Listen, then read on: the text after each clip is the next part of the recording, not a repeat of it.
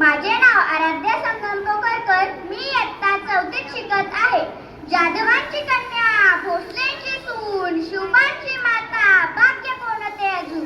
हिंदवी स्वराज्याची पताका नवी अभिमानाने डोलते. लक्ष देऊ नाही का, मी जिजाऊ बोलते, मी जिजाऊ बोलते.